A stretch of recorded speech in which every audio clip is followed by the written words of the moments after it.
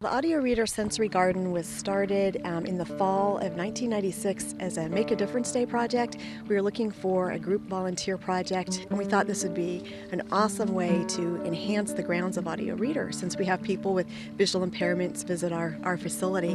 We started with a very modest-shaped kidney bean garden bed with lots of bulbs. We had children and adults, and some of our listeners who are blind were on hand to help make the first plant markers, and it was just really a labor of love. And the garden has grown through the years.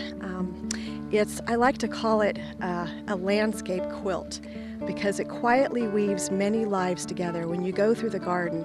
So many of the plants have yards at home. They've donated parts of their own lives and their own yards to the Audio Reader Sensory Garden. And so all of this is woven together in kind of an outdoor tapestry or a sanctuary for the senses.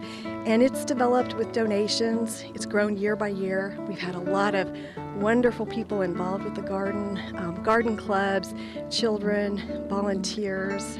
The plant markers were a Scout project, and those were added a couple of years ago, so that identified the plants in Braille and also in print.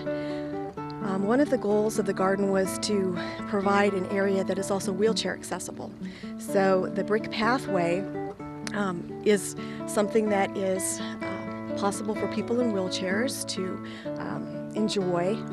It's a wonderful area to come and enjoy nature, and people forget sometimes that a sensory garden is different from a regular garden because you can't just walk through and enjoy it with your eyes. Obviously, it's a hands-on garden that you experience with your other senses. You have to touch and rub a lot of the plant leaves in order to activate their scents and smells and experience the textures. So in addition to plants with interesting textures and fragrances, we also have things that stimulate hearing, and we have a bubbling rock fountain that one of our listeners called a laughing place because the sound of running water reminds her of laughter.